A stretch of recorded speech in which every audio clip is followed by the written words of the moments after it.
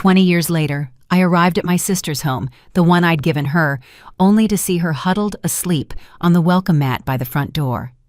She was dressed in old gray rags, and my son was wiping the mud off his boots on her back, telling his guests, "That's just our crazy maid."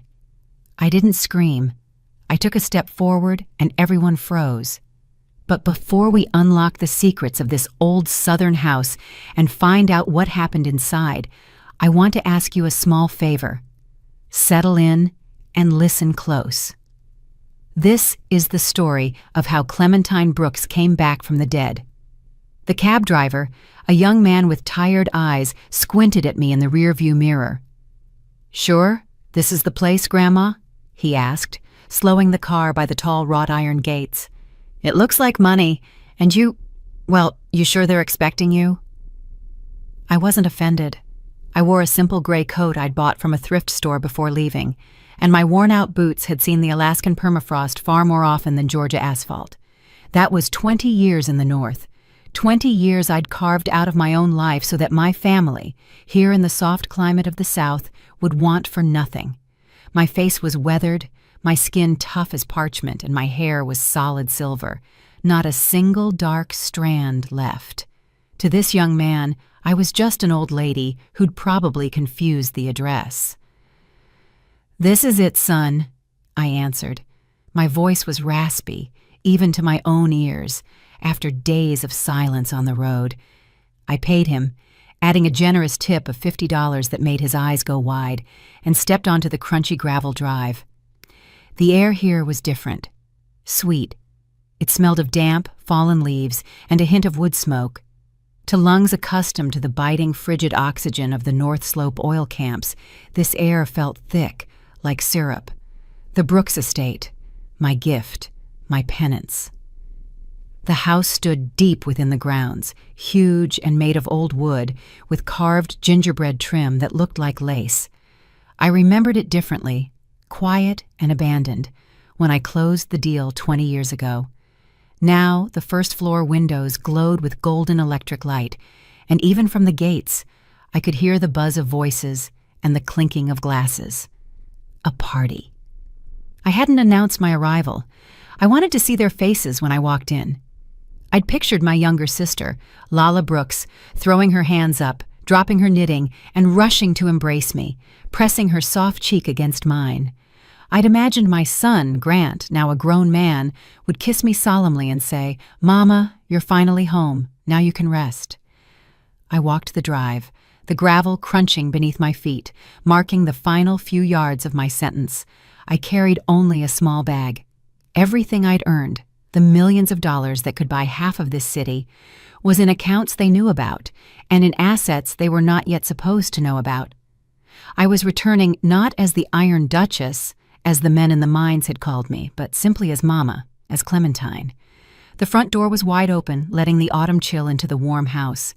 Trendy, rhythmic music, completely out of place against the historic walls, poured from inside. I climbed the steps to the porch. My heart beat steady and calm. I had learned to control my heartbeat. Any sudden surge of emotion could cost lives during a mine collapse. I crossed the threshold. The foyer was flooded with light from enormous chandeliers. The walls, paneled in dark oak, were hung with heavy-framed paintings. I recognized some of them, family heirlooms I had forbidden them to sell. People crowded the center of the hall, men in expensive suits, women in evening gowns, sparkling with diamonds. The air was thick with the scent of costly perfume, roast beef, and hypocrisy. No one noticed me. I stood in the shadow of the doorway, a small gray figure against the backdrop of their dazzling celebration. Then my gaze fell. To the left of the entrance, where the shoe mats usually lay, something shapeless was crumpled. A heap of dirty gray rags that smelled sour. I first thought it was a dog bed someone had forgotten to move, but then the heap moved. A foot appeared from beneath the pile of worn fabric, thin, wrapped in pale skin, with a filthy heel. And then I saw the face. It was obscured by matted silver hair, but I recognized the profile. That slightly hooked nose, that high forehead. Lala, my baby sister, the one I had left as mistress of this estate. She was lying right there on the floor, curled up on the stiff fibers of the welcome mat. She wore a dress that looked like a coarsely resewn curtain, darkened with grime. Something clutched inside my chest, not from pain, but from cold. The kind of cold that precedes a blizzard, when every living thing hides, knowing death is coming. At that moment, a man entered from the garden, laughing loudly, tall and well-built, with a glass of wine in one hand. He wore a wine-colored velvet blazer and tall leather boots caked in thick fall mud. It was Grant, my son.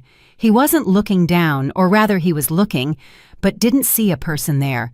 He stepped directly toward Lala.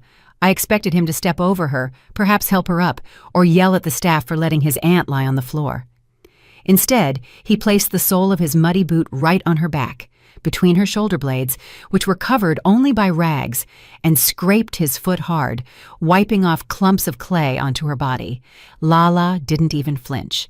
She let out a soft, whimpering sound, a sound so familiar and terrible in its obedience. "Grant, my goodness!" giggled a woman holding a champagne flute. "You'll stain the rug!" Grant laughed. The sound was smooth and pleased. "Pay no attention," he announced loudly, for the entire hall to hear, wiping his second boot on my sister's shoulder. "It's just our crazy maid. She loves sleeping on the mat, pretending she's a watchdog. We keep her out of kindness, you know. Family charity." The guests laughed nervously but dutifully. Someone stepped back in distaste. In that moment, the mother in me died. The woman who had sent money transfers for 20 years, who dreamed of hugging her son, who carefully preserved his childhood drawings in a suitcase, she vanished. Her place was taken by the one the grim miners feared above the Arctic Circle. The Iron Duchess had returned. I didn't scream. I didn't rush him with my fists. Hysterics are for the weak. I simply took one step out of the shadows into the light, calmly, deliberately. The noise in the room began to fade. First, the people standing closest to the door fell silent. They didn't just see an old woman in a cheap coat. They saw my eyes, the eyes I used to watch rock collapses and corner cheating foremen. The silence spread through the hall like ice water. Grant, who had his back to me, felt the silence. He slowly turned around. His smug smile was still plastered on his face, but a flicker of confusion already darted in his eyes. But he wasn't the first to react. In the center of the hall, holding a glass of brandy, stood a gray-haired man in a sharp suit, Judge Isaac Peterson, the city's powerful district judge, a man whose career I had once helped save, and the only person here who knew the real me. His eyes widened. His face instantly turned pale, losing all festive color. The crystal glass slipped from his fingers and shattered on the polished floor with a deafening crash. Brandy splattered onto the guest's trousers, but no one moved. Judge Peterson, the man the entire city feared, bent low in a deep, almost servile bow. "Clementine Brooks," he whispered in the deathly quiet. We were told you had passed away." All eyes fixed on me. I stood motionless, looking only at my son. I saw a spasm of fear cross his face, but it was immediately replaced by something else, something slick and calculating. Grant straightened up. He didn't rush to me. He didn't fall to his knees. He burst into a loud, theatrical laugh, pointing a finger at me. "See there," he shouted, gesturing to the stunned guests. "My poor mother really did come back, but look at her. She's staring right through us. The doctors warned me. Her mind is gone, just like that maid on the floor." He stepped toward me, and in his eyes I read a clear sentence. "Don't listen to her ramblings," he snapped to the guests, grabbing my elbow with such force that I felt the fabric of my coat stretch. "She doesn't know where she is." His fingers dug into my arm, but I didn't even wince. The pain was minor, insignificant. I looked directly into Judge Peterson's eyes. The judge stood with his mouth slightly open. His gaze darted between me and my son. In that look, I read a struggle, respect for the past battling the convenient lie of the present. It was easier for him to believe Grant, to believe that the legendary Iron Duchess had lost her mind, than to admit a crime was being committed in this house. Judge Peterson slowly nodded, as if convincing himself, and lowered his eyes. It was silent consent. Betrayal committed out of convenience. "I apologize, ladies and gentlemen." Grant's voice rang with false sympathy. "Family drama, you understand. Old age spares no one." He dragged me across the hall toward the wide staircase leading to the second floor. I walked obediently, offering no resistance, allowing him to play the role of the devoted son leading his frail mother away. My feet trod the thick rugs I had chosen 20 years ago, but now this house seemed alien, like a set in a cheap play. We went upstairs, but Grant didn't lead me to my bedroom, the one that faced the garden. He turned into the narrow servants' corridor to the very end toward a low door whose paint had long peeled away. He shoved the door open with his foot and threw me inside. It wasn't a room, it was a storage closet. A dusty, windowless pantry crammed with old boxes, broken chairs, and the smell of mildew. In the corner stood a narrow cot with a bare, stained mattress. Grant slammed the door shut and leaned his back against it, blocking any retreat. The smile slid off his face like melting wax. All that remained was naked, bestial rage. "Listen to me closely, you old rag," he hissed, leaning down to me. He smelled of expensive wine and rot. "You're dead. To everyone downstairs, you're either dead or crazy. I don't care which one you pick." I remained silent, looking him over. I searched that face for the features of the little boy who used to cry if I scraped my knee, but I saw only a stranger, a weak, greedy stranger. "If you peep," he continued, dropping his voice to a whisper, "if you try to speak to Isaac or anyone else, I'll throw your precious sister out into the snow right now in just her nightgown. And believe me, she'll freeze to death by morning. Do you understand me?" Nothing trembled in my chest. Fear is an emotion, and emotions interfere with planning. I quickly assessed the situation. Physically, I couldn't overpower him. Screaming was useless. The music downstairs would drown it out, and the judge had already made his choice. My only weapons now were time and information. I needed him to relax, to stop seeing me as a threat. I made my hands look weak, let my shoulders slump, and my gaze become unfocused and watery. I began to shake my head slightly, imitating the tremor I had seen in old people back in the mining camp. Grant," I mumbled, intentionally slurring the words. "Where are my glasses? I want to go home. It's dark in here." Grant snorted in disgust. The tension in his shoulders disappeared. He saw what he wanted to see. A broken, senile old woman. "Sit tight," he snapped, "and don't dare come out." He left, and I heard the lock click shut from the outside. I was alone in the darkness, but I didn't lie down on the dirty cot. I stood and listened. I listened to the party continue downstairs, to the glasses clinking in a toast to the host who had just locked his mother in a utility closet. The hours crawled by. Eventually, the music died down, cars drove away, and the house sank into a heavy, silent sleep. I walked to the door. The lock was old and simple. In the mines, I'd had to repair far more complicated mechanisms. I pulled a hairpin from my bun, a simple metal one I always kept for emergencies. 2 quick movements, a quiet click, and the door gave way. I slipped out into the corridor. It was silent, only the old floorboards creaking faintly beneath my feet. I didn't go looking for a comfortable bed. I went downstairs to the hall. It was cold there. A draft snaked across the floor. By the front door, on that same stiff welcome mat, lay Lala. They hadn't even given her a blanket. I walked over to her. She was breathing heavily, wheezing, and twitching in her sleep. I sank to my knees. The coarse fibers of the mat dug into my legs, but I didn't feel the discomfort. I took off my coat and covered my sister with it. Then I sat down beside her, right on the floor, leaning my back against the cold wall. I took her hand in mine. Her palm was icy and rough, like tree bark. "I'm here, Lala," I whispered into the darkness. "I'm back." I didn't sleep all night. I sat, guarding her sleep like a sentry watching the entrance to a mine shaft. I remembered the north. I remembered the cold that made steel crack.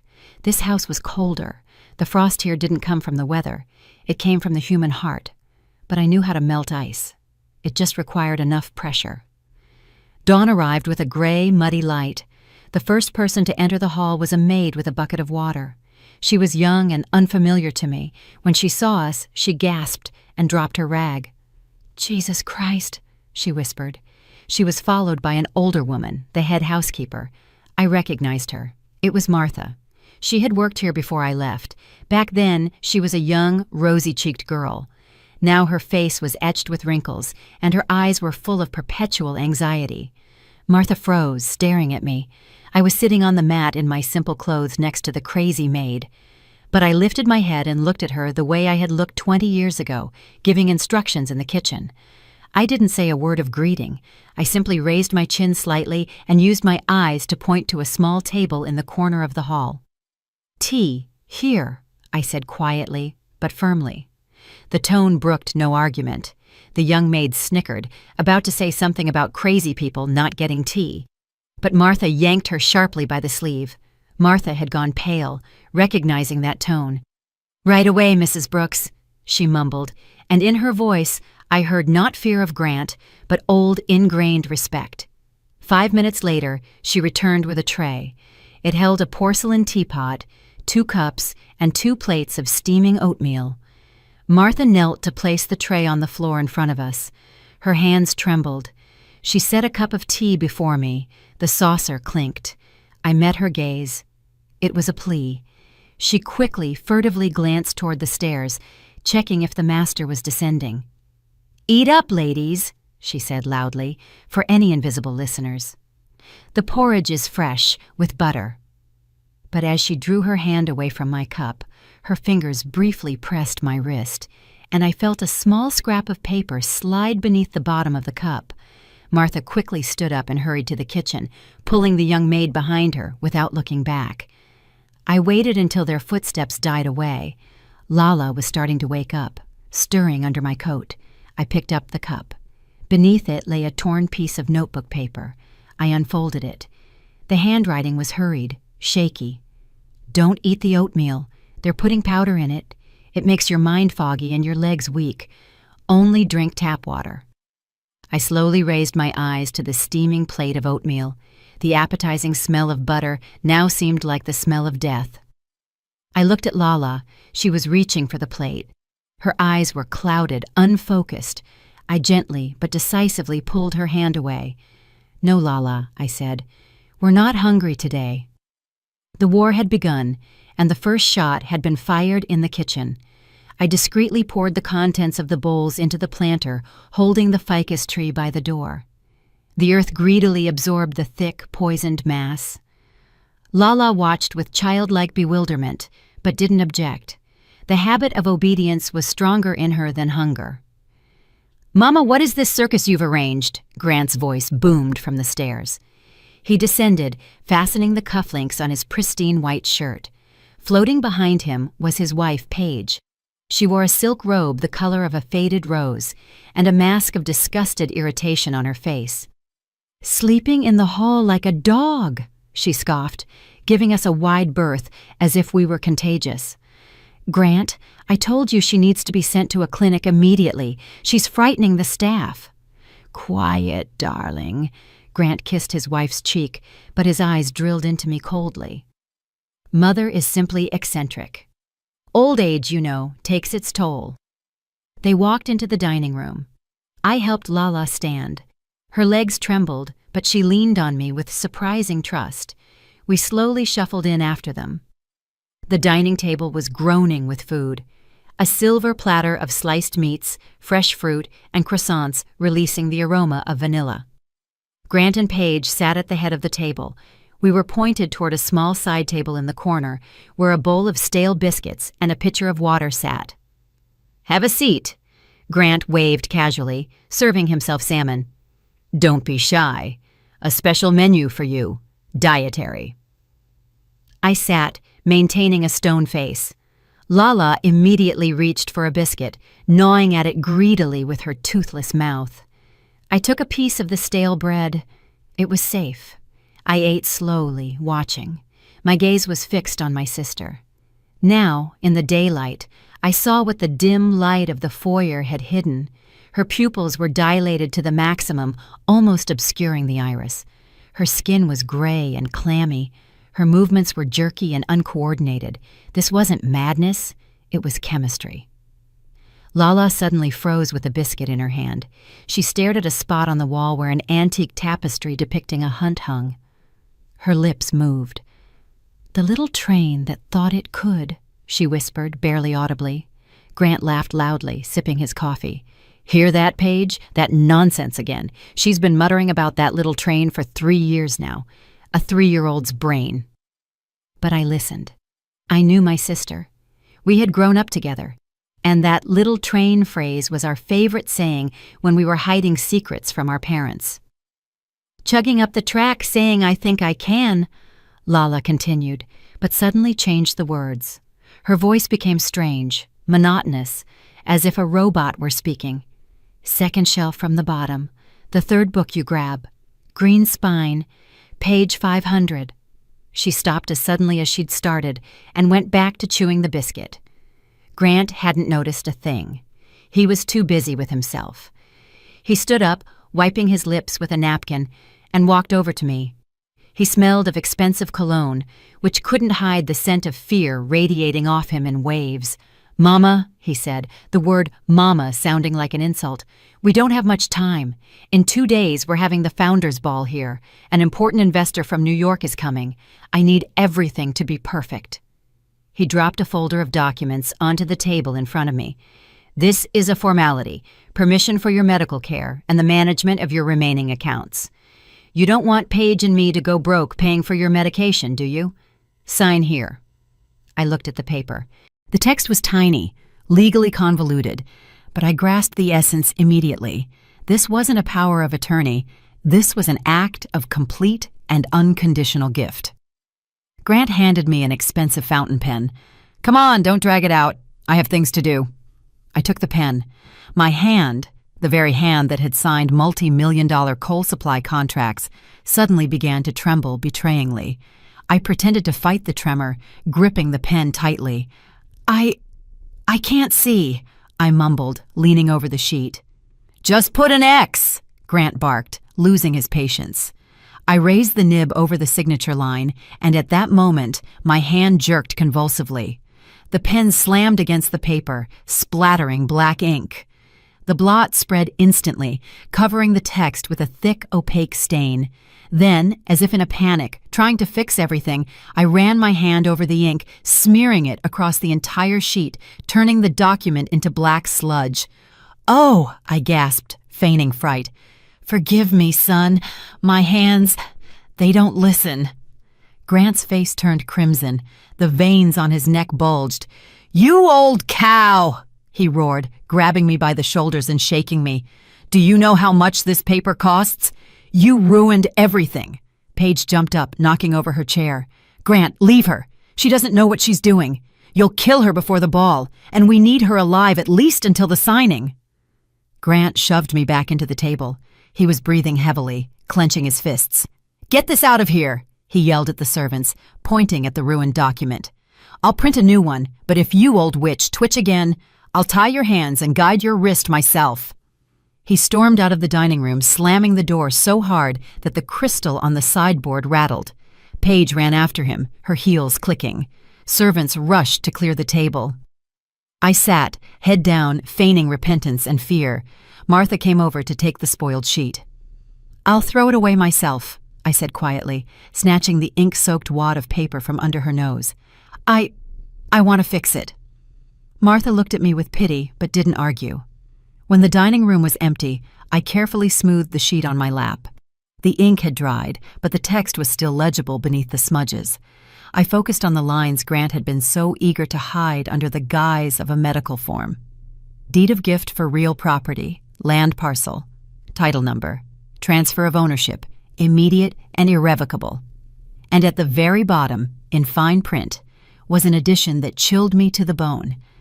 The donor confirms that they are acting in sound mind and memory, and waives the right to reside in the specified property within 24 hours of signing.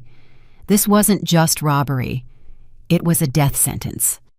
The moment I signed, Lala and I would be thrown out into the cold, legally and officially, forever. I carefully folded the sheet and hid it in the deep pocket of my old dress. Now I had proof. But proof of what? His greed. That wasn't enough for the judge. I needed to know why the rush, why he needed the house right now when I'd returned with money. I looked at Lala. She was swaying from side to side, whispering again, "Third book, green spine, page 500. The library. The answer was there. I waited until the noise of Grant's car engine faded beyond the gates. He had gone into the city, probably to the notary to prepare new papers. Paige had locked herself in her boudoir, preparing for the ball. The house fell silent, sinking into an anxious, expectant slumber. "Martha," I called quietly when the housekeeper passed by. "Watch Lala. Your head depends on it." Martha nodded. In her eyes, a mixture of fear and resolve flickered. She led my sister away to the kitchen, away from curious eyes. I headed for the library. The dark oak doors were locked. Grant wasn't taking chances, knowing my love for books. I looked around. The corridor was empty. I took out the same hairpin that had served as my key to the closet. My hands remembered the movements.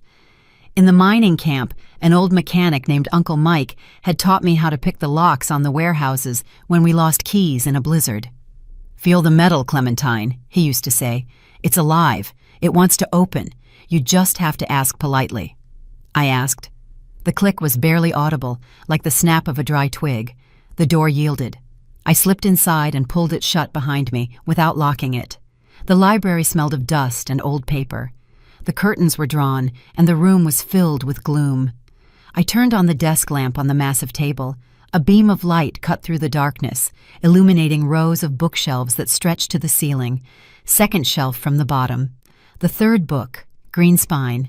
I walked to the right shelf. It was the classics section. The third book, green binding, The Little Engine That Could, a children's classic. What a perfect irony. I pulled the book out. It was light, too light for such a thick volume. I opened it. The pages had been cut out, forming a hollow space.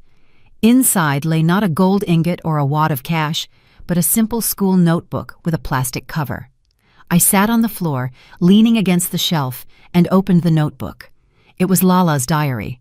The handwriting at first was neat and copperplate, the kind our governess had taught us. March 15th. Grant sold Mama's silver tea set. Said he broke it accidentally, but I saw the pawnshop receipt. I tried to write to Clementine, but he ripped the letter from my hands. Said Mama was busy with important things and not to worry her with trifles. I leafed through the pages, and with each new date, the handwriting became more ragged, the letters dancing. September 10th. Dr. Hayes came today, gave me a shot, said it was vitamins. But after it, I slept for 2 days. When I woke up, the Winslow Homer painting was gone from the living room. Grant says I gave it to someone. I don't remember. I'm scared. December 2nd. They're giving me new pills. I forget words. I forget the cat's name. "Clementine, where are you? Why aren't you coming home?" Grant says you died, but I know it's a lie. I feel you. The last entries were made in pencil, almost illegible scrawls. "There's no money left. He spent it all. He gambled away everything you sent. The house is mortgaged. They want to sell the land. For demolition. A big box store is going up here. Our garden, our apple trees. They'll cut them down." I hid the documents. He won't find them. I sewed them up. The entry broke off. I closed the notebook. My hands were cold, but a fire was raging inside me. Grant wasn't just cruel. He was bankrupt. All the transfers I'd sent over the years, millions of dollars earned with blood and sweat, had vanished. He had blown everything, and now he was ready to destroy the family homestead, to sell the memory of our ancestors to a bulldozer just to cover his debts. He didn't need my remaining accounts. He needed my signature to legalize the sale of the land. Without it, and without Lala's signature, he couldn't do a thing. That's why he was in such a rush. That's why he kept us locked up. He needed to have us declared incompetent to become the sole guardian and executor of the property. Suddenly, footsteps sounded in the corridor, heavy and quick, along with voices. My heart froze. I darted toward the window, hiding behind the heavy velvet curtain. The door burst open. 2 men entered the library. "You don't understand." The voice belonged to Dr. Hayes. It was trembling. "The dosage is already critical. If we increase it, their hearts will stop." "I don't care about their hearts," Grant snarled. "I need them to be vegetables at the ball tomorrow so the judge sees them drooling and signs the guardianship without looking." They stopped right at the desk, just 3 feet from where I was hiding. I could see their silhouettes through a gap in the curtain. Grant paced nervously. "The developer is giving me 1 week," he continued, shouting now. 1 week, Hayes. If I don't bring the title documents for the land, they'll take everything for the debt. And you, my dear friend, they won't spare either. You've been forging prescriptions. You've been writing psychotropics without cause." The doctor sighed heavily, wiping sweat from his brow. "Grant, I'm afraid. Your mother. She doesn't look crazy. That look in her eyes." "She's an old woman," Grant interrupted. "A senile old woman who imagines herself the queen of the mines. Listen to me. Double dose tonight. In their tea, their soup, even if you have to force it down their throats.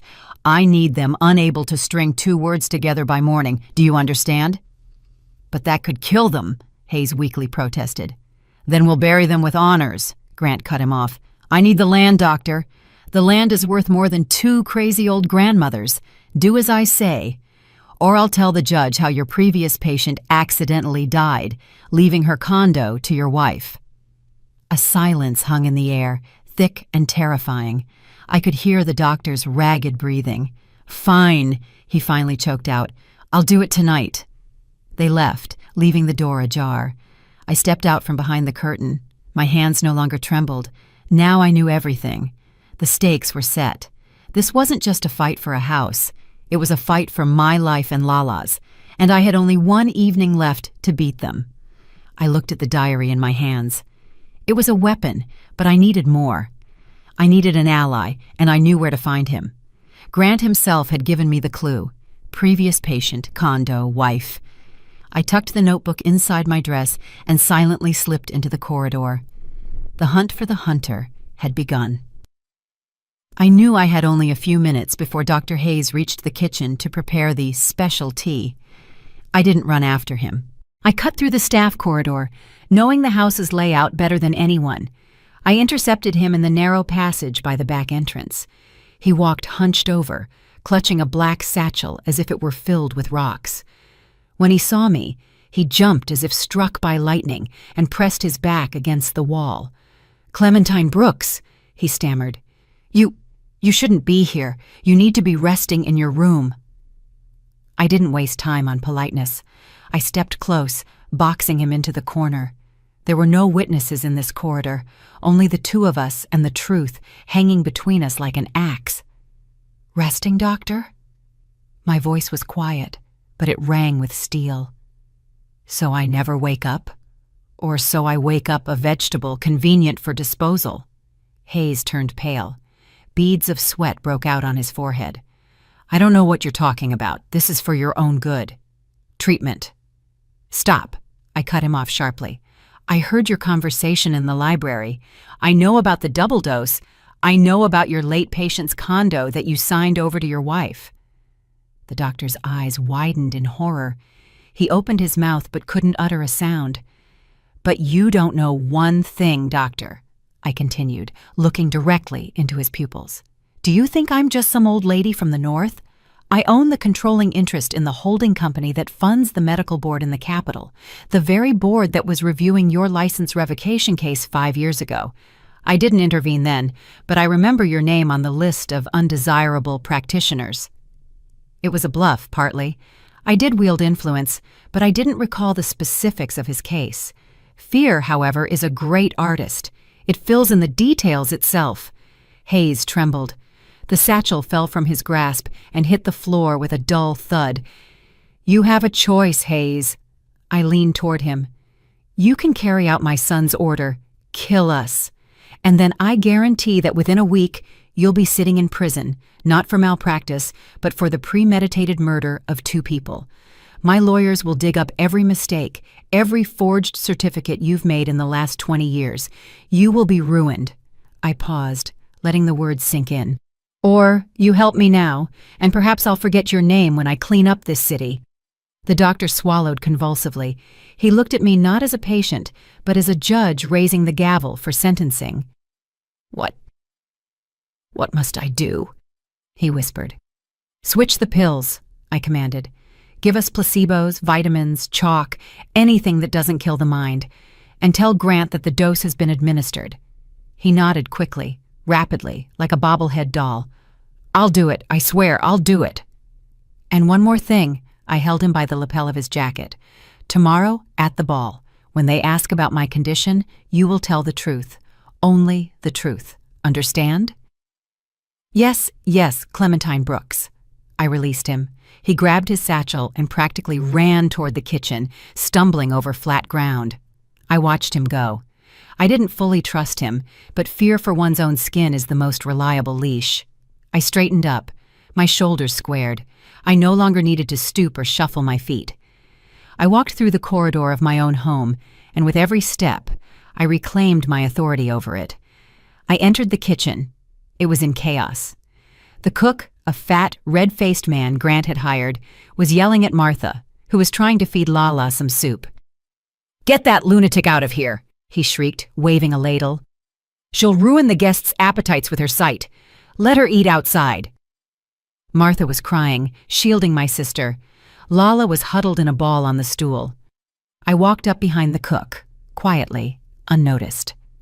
"Out," I said. The cook spun around, blinking in surprise. "What? Who are you, old hag? Get back to your kennel." I took a heavy, cast-iron skillet from the counter and calmly weighed it in my hand. I said, "Get out of my house. You're fired. Right now." There was so much cold resolve in my eyes that the cook choked on his own scream. He looked at the skillet, then at me, then at the frozen staff. No one stepped in to defend him. "You're all nuts here," he muttered, tearing off his apron and throwing it on the floor. "My foot won't touch this place again." He ran out the back door. Silence hung in the kitchen. The servants looked at me with reverent horror.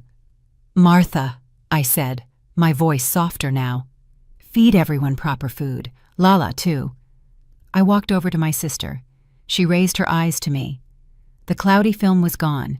The drugs were beginning to leave her system, and though she was weak, her gaze was clear. "Tina," she whispered, truly recognizing me for the first time in days. "You came?" I hugged her, pressing her thin shoulders tightly to mine. "I came, sweetheart. It's over." Lala suddenly pulled away and looked around conspiratorially. She tugged my sleeve, forcing me to lean close to her ear. "Tina, listen," she whispered quickly, fiercely. "The house. They're looking for the deed." "I know, Lala," I whispered back. "I found the diary." "No, not the diary." She squeezed my hand with unexpected strength. "The document, the real deed itself, the one with the condition. I didn't let him find it. I knew you would come back. I hid it where he would never think to look." "Where?" Lala smiled a weak but cunning smile. "Remember your old coat? The one with the fur collar you wore when you left for the north?" I froze. My old coat, the very one hanging in the utility closet where Grant had locked me. I had spent the night next to it and didn't know salvation was within arm's reach. "You're brilliant, Lala." I kissed her forehead. "You are the smartest one of us all." Now I had everything. The diary with proof of fraud, a doctor ready to testify, and most importantly, the original document that could destroy Grant with a single stroke of the pen. Only one night and one ball remained. Tomorrow, they would celebrate victory, and I would orchestrate the funeral of their ambitions. I left Lala in Martha's care and silently went up to the closet. There, in the darkness, among the dusty boxes, hung my old cloth coat, misshapen and faded with time. My fingers trembled as I felt the seam on the lining. There it was, coarse stitches made by my sister's shaking hand. I carefully worked the thread loose with my fingernail. The fabric parted. Inside, cushioned between the padding and the cloth, lay a heavy piece of legal paper, folded into quarters. I pulled it out. The paper crinkled in the silence like a gunshot. Even in the dim light, I recognized the notary seal applied 20 years ago. This was my trump card, my sword. The next day, the house buzzed like a hive. Servants rushed around with trays. Florists decorated the staircase with garlands of fresh flowers.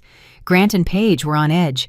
They screamed at everyone who crossed their path, checking every detail. Lala and I were locked in the attic. This was their solution: hide the crazy relatives away until the guests left. But they didn't know the door wasn't locked. Dr. Hayes had kept his word. The lock was open, although a massive padlock hung on the outside, a mere prop he had simply hooked onto the latch without snapping it shut.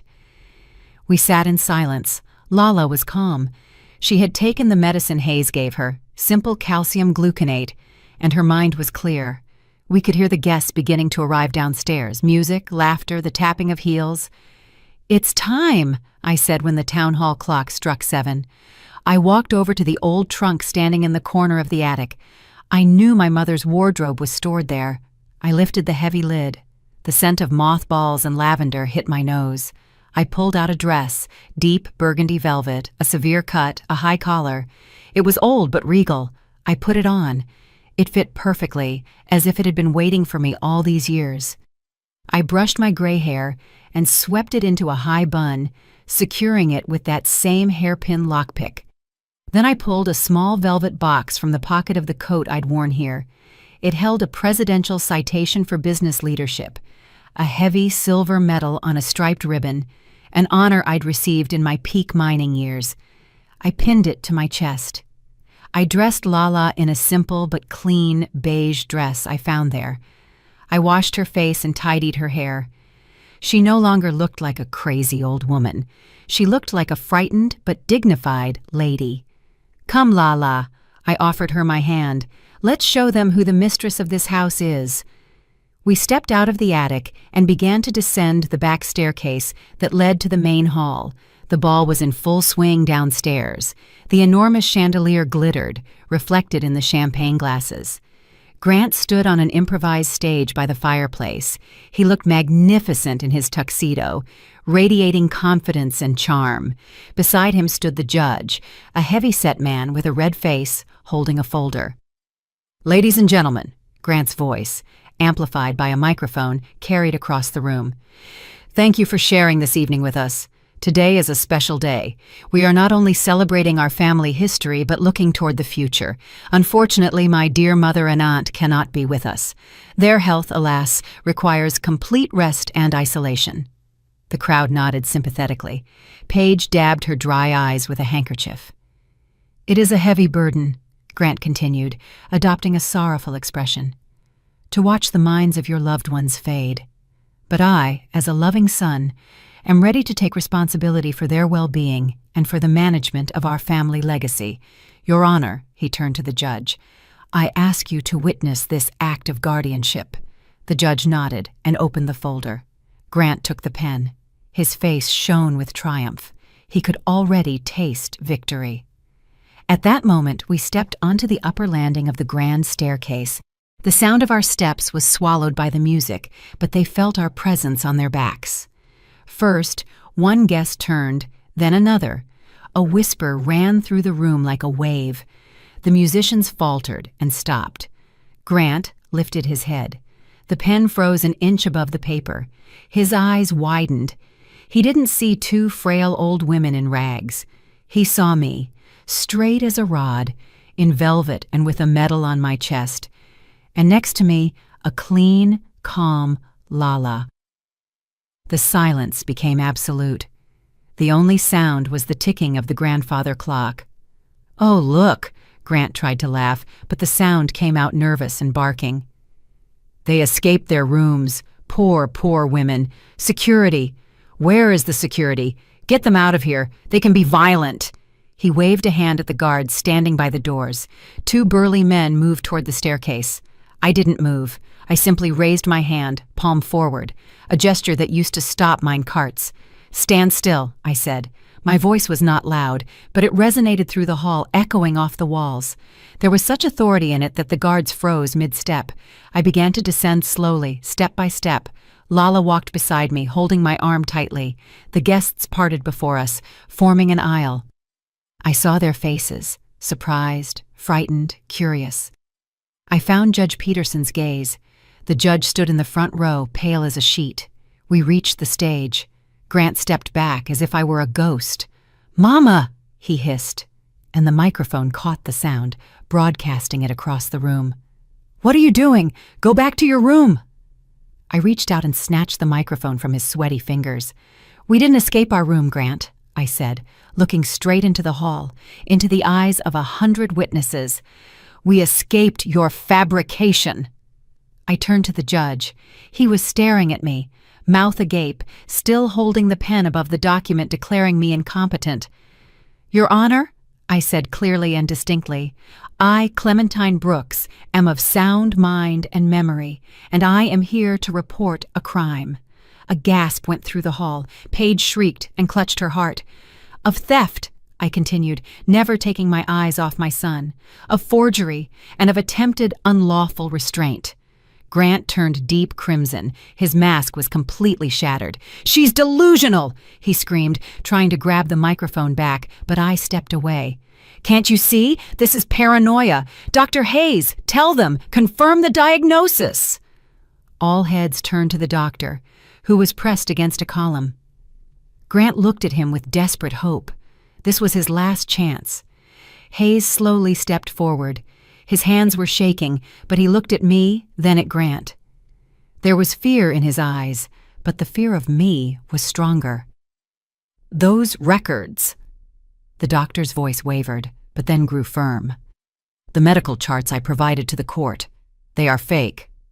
Grant froze. "What are you talking about?" he shrieked. "I wrote them at Grant Brooks's dictation," Hayes said loudly, looking at the floor. "Under threats. Clementine Brooks and Lala Brooks are perfectly healthy. Their condition was induced artificially with drugs their son forced them to take." An explosion. It was as if a bomb had gone off in the hall. Guests erupted in chatter. Someone screamed. The judge slammed the folder shut with a loud clap. Grant stood alone in the middle of the stage, naked in his lie. His world was collapsing, and then he did the only thing he knew how to do. He chose violence. Grant roared like a wounded animal. There was no calculation or cunning left in his eyes, only the savage fury of a cornered rat. He lunged at me. His fingers were curled, aiming for my throat.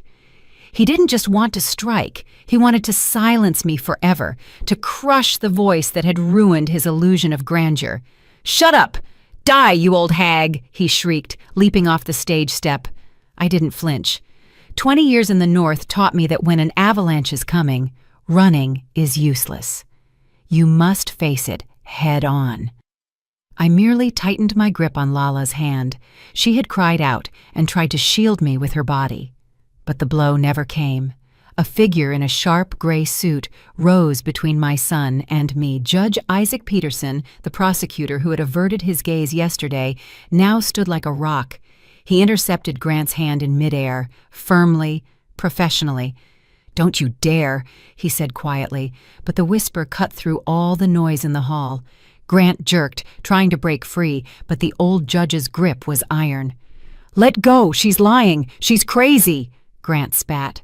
"I've heard enough." Isaac cut him off, forcefully shoving him back. Grant staggered and fell to his knees right at the judge's feet. "Lay a hand on the woman who built the economy of this city, and you won't live to see the trial. I'll personally make sure of it." At that moment, the hall sprang into action. The security guards, finally realizing where the power lay, seized Grant. He writhed, spewing curses, but his hands were already locked behind his back.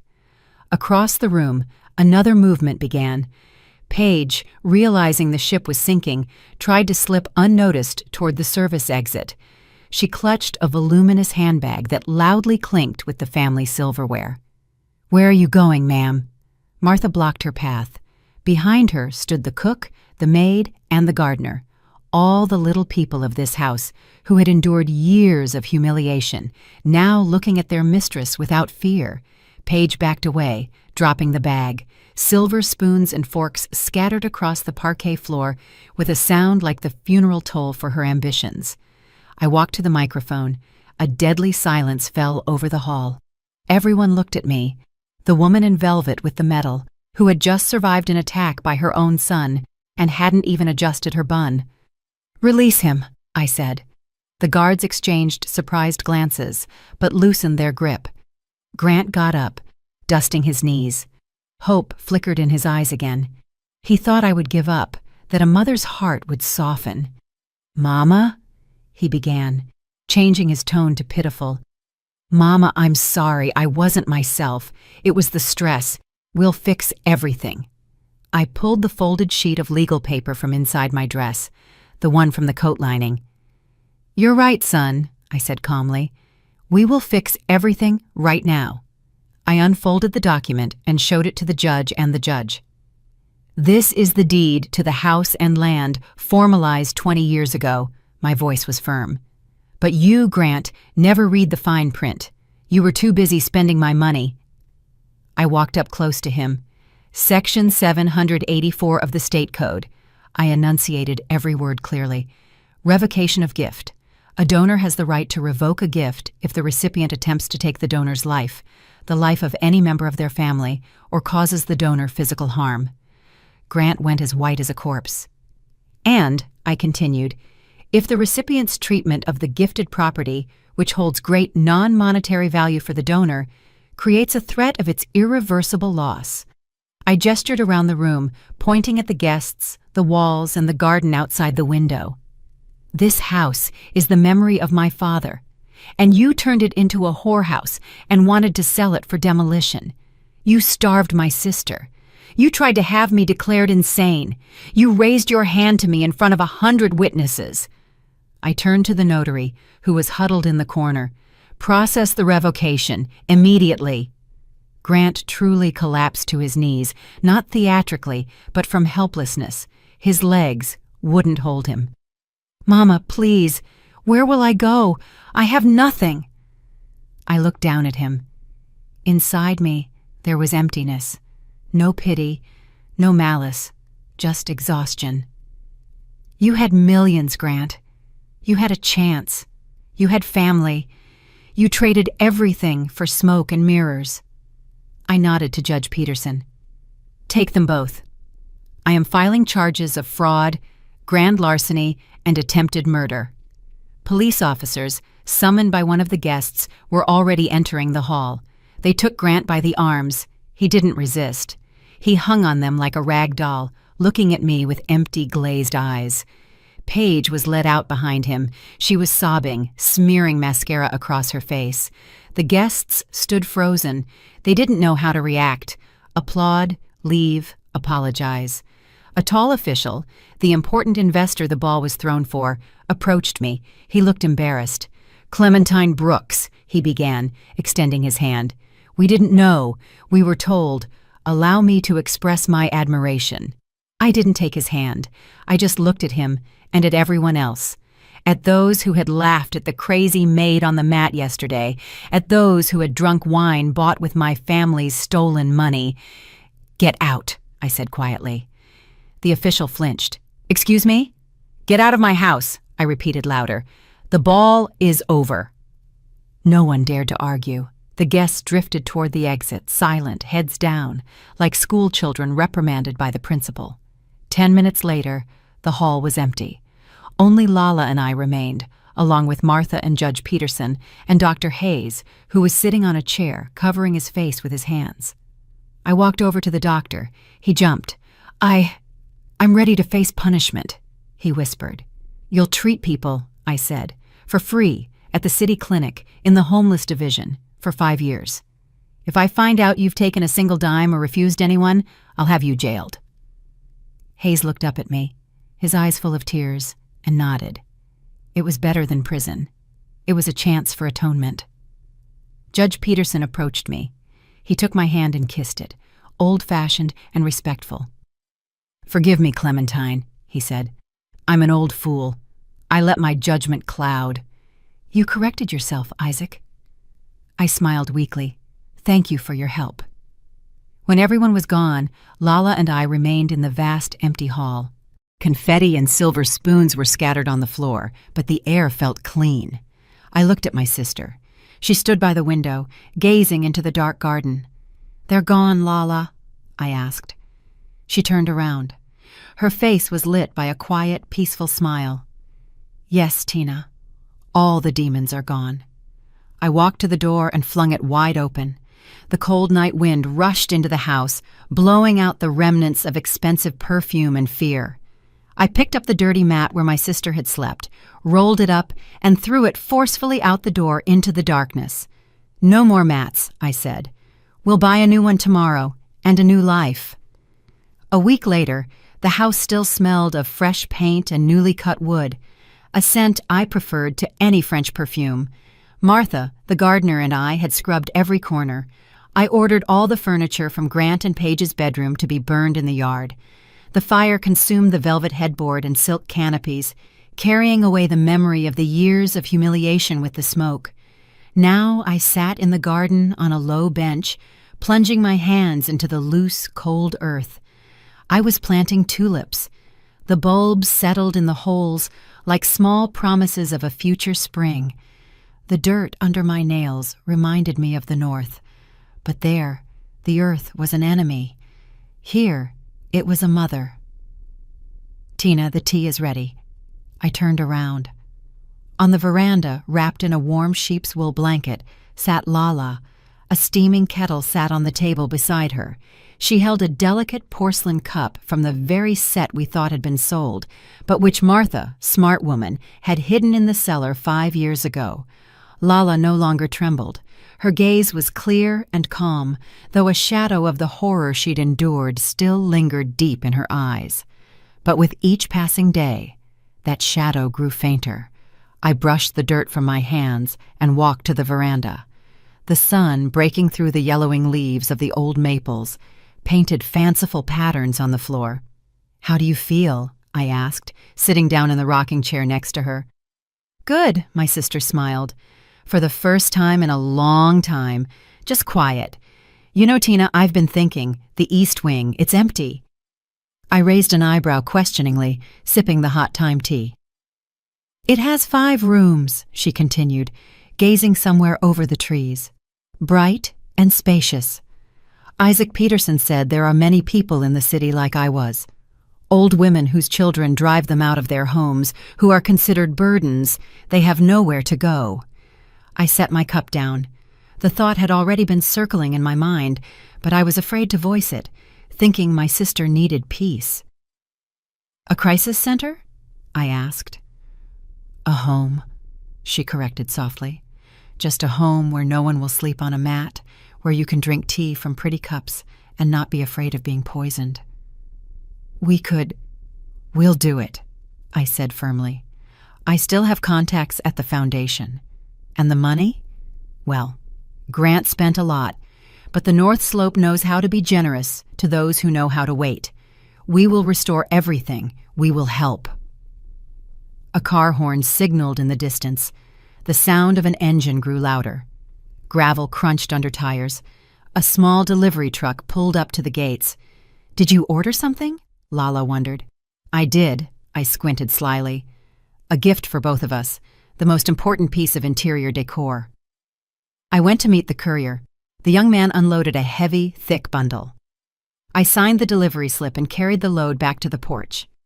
"Unwrap it," I nodded to my sister. Lala pulled back the brown paper.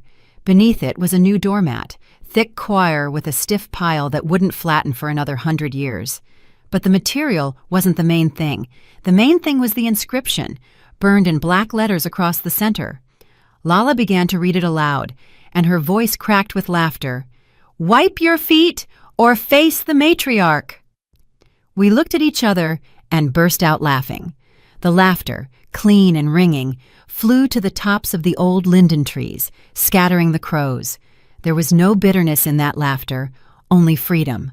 I placed the mat by the door. It lay perfectly, covering the spot where the old rags had recently rested. "There," I said, straightening up and looking at the renewed facade of our house. "Now it's right. Welcome home, Clementine. Welcome home, Lala." We stepped inside, leaving the door open so the autumn wind could freely sweep through the corridors, clearing away the last shadows of the past. Life was just beginning. I'm really glad you're here and that I could share my story with you. If you liked it, show me by liking the video and subscribing to my channel. Let's see how many of us there are. Write in the comments which city you're watching from and what time it is. I'm so curious to know where all you wonderful people are tuning in from. If you want to support me a little extra, you can also send a small donation. I share new life stories for you every single day. And now, 2 of my most popular stories will pop up on the screen, so you can choose what to watch next. Oh, it's truly a family drama bombshell, a karma type of retribution that anyone who's witnessed children turning against their relatives will find both infuriating and satisfying. As someone who's seen similar drama in real life, my cousin used his aunt to build his career, resulting in the whole family falling apart. After watching it, I was both furious on behalf of the mother and nodded in agreement with the mother is smarter than the child twist at the end. Like maternal love isn't always blind, it can be the sharpest blade.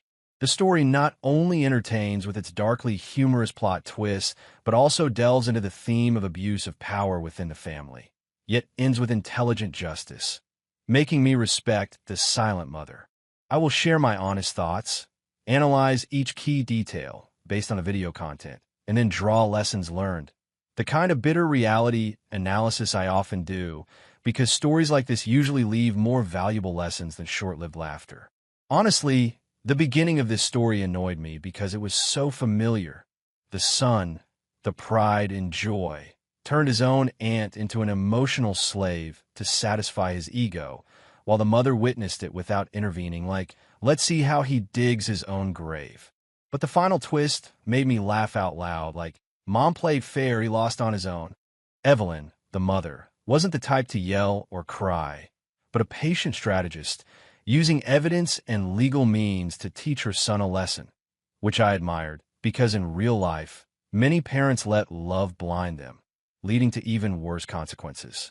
Overall, it inspired a dark family tale.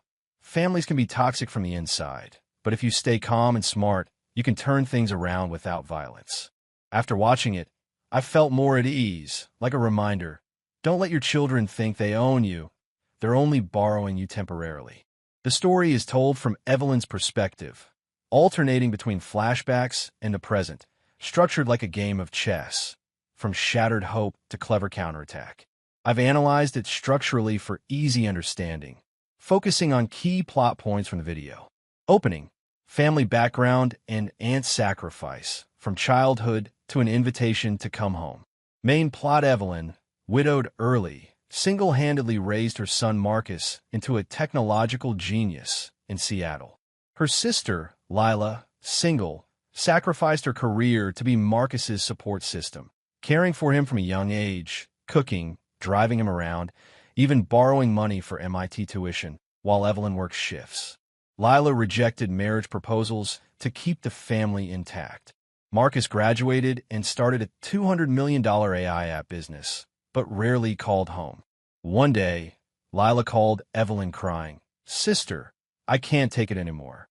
Lila recounted. Marcus offered her a high-paying personal assistant job, but in reality, she was a slave, cleaning his 5,000-square-foot house, cooking 3 meals a day according to a strict schedule, doing laundry for his new girlfriend, driving him to parties, and even giving him foot massages at 2 a.m. Marcus called her housemaid, yelling, "You only know how to cook soup? Don't interfere with my business." Lila endured the humiliation because her child is the future of the family. Evelyn was shocked, remembering a flashback of Lila giving up her dream of opening a coffee shop to help. Analysis: this plot point perfectly builds emotional conflict. Lila is the silent sacrifice. Marcus is the successful selfishness. The humor lies in the contrast. Marcus's app is about optimizing life, but he turns his aunt into a tool. Personally, I find it reflects reality. Children often forget gratitude when they become wealthy, and the sacrifices of loved ones, like Lila, are easily seen as obligations. Evelyn represents the mother who sees everything but waits, a smart choice, avoiding early drama. Development. Initial confrontation and escalation of abuse, video call, and Seattle visit. Main plot: Evelyn video calls Marcus, who laughs mockingly. Mom, Aunt Lila likes it this way. She's useless outside the kitchen. At least now, she has something to do. Evelyn warns, don't underestimate blood ties. But Marcus hangs up. Lila sends photos. Her hands are burned from cooking late at night. Her eyes are dark circles. Marcus posts a story showing off his top-notch support team, with Lila in the background. Evelyn arrives unexpectedly and witnesses Lila mopping the floor while Marcus is having a Zoom meeting with investors. He yells, "Auntie, where's the coffee? Don't embarrass me." His new girlfriend, Tessa, giggles, calling Lila Auntie. Evelyn confronts Marcus privately. Marcus justifies it. She volunteered, Mom. You're old. Don't interfere. Lila begs Evelyn not to make a big deal out of it, fearing she'll lose her family. Evelyn secretly records Marcus admitting, Auntie is only fit to be a maid, not a shareholder. Analysis: this is where the tension builds, with layers of abuse piling up, from emotional to physical. The small twist in the recording, which Evelyn secretly collected, surprised me, as it plays on the mother knows everything motif. The reality is, in wealthy families, the maid is often a relative, and Marcus represents the selfish millennial type, using family as a brand. I like the detail of Lila pleading, as it added depth. The victim often blames herself, prompting outsiders, like Evelyn, to act. Climax: counterattack plan and explosion, shareholder meeting and disclosure. Main plot: Evelyn hires a lawyer and discovers that Lila is a secret 5% shareholder, converted from an old loan into shares. She convinces Lila to stand up, and together they record a video of Marcus yelling at her. At the app's shareholder meeting, Marcus shows off his unicorn status. Evelyn and Lila storm in with the lawyer. Evelyn plays the clip. Marcus abuses Lila, calling her a worthless maid. Shareholders are shocked. Tessa leaves. Marcus sneers, "Are you kidding, Mom? She signed an employment contract." The lawyer exposes the contract. It's invalid due to domestic abuse, and Lila demands $2 million in compensation based on unpaid hours worked. Evelyn reveals she secretly bought 10% of the shares through a hidden fund, savings from work, and now controls the board. Marcus's face goes pale. "Mom, why did you do that?" Evelyn replies, "Because I turned your sister into a slave. Now I'm learning to respect her." Shareholders vote to fire Marcus as interim CEO, handing him over to the management team. Analysis: the climactic twist here is not physical violence, but using business to punish the victim. The humor comes from Marcus's stuttering from boss to child and Tessa's runaway moment. Personally, I find this part similar to a family finance film. Evidence, clips, shares is king, and Evelyn wins because of her long-term planning. It builds explosively from silence to justice, emphasizing that mothers are not victims. Conclusion: consequences and family lessons. 3 months later, at the new cafe, main plot: Marcus loses his CEO position. His app nearly goes bankrupt due to a scandal, and he apologizes on his knees. "I was wrong, Mom." Evelyn forgives him conditionally. He must volunteer for 6 months at a shelter to learn humility and pay Lila $500,000 in compensation. With Evelyn's support, Lila opens a cafe called Harper's Brew, which becomes a community hotspot. Marcus returns to being a developer, dates healthfully, and calls Lila "my dear aunt." Evelyn reflects in her diary, "My son thinks wealth is power, but I taught him that family is true strength." Final scene: the whole family sits at Lila's cafe, laughing and joking. Marcus clumsily makes coffee, and Evelyn winks, "Now you're the servant." Analysis: the ending is balanced, not permanent punishment, but teaching. The humor is subtle in Marcus's role-playing, reversed roles, but profound in Lila's cafe, symbolizing restoration. I find it powerful because Evelyn chooses to forgive intelligently, reflecting the reality. Justice is not about destruction, but about rebuilding.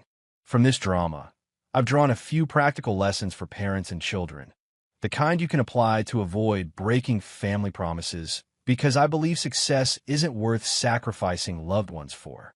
Family sacrifices are not limitless. Set limits early to avoid abuse. Lila endured for too long, leading to exhaustion. The lesson: family members, like a support system, need clear agreements, like a hidden shareholding, and say no when disrespected. Like Evelyn, observe first, act later. Personal success does not justify selfishness. Teach your children humility from a young age. Marcus thinks wealth is power, turning his aunt into a maid. Lesson: parents must teach gratitude through example, like Evelyn saving to buy shares. In real life, millennials often forget their roots. Remind them with real-world consequences, not just words. Silence is not weakness. It is a prepared weapon. Evelyn waited, gathering evidence instead of arguing. The lesson: in family conflicts, recording/documenting is key, like meeting clips. And use legal means/space, shares, to turn the tables instead of emotions. Family justice is about restoration, not destruction. Conditional forgiveness. Evelyn didn't cut ties with Marcus, but taught him through volunteering. The lesson: turn mistakes into opportunities. Lila's cafe. Prioritize unity. Remember, family is strength if built on respect, not control. In short, this video serves as a humorous wake-up call. Don't turn your loved ones into tools. They can flip the table at any time. If you've ever seen children forget their roots, like Marcus, tell me about it. How did you retaliate? Which stock-related twist impressed you the most?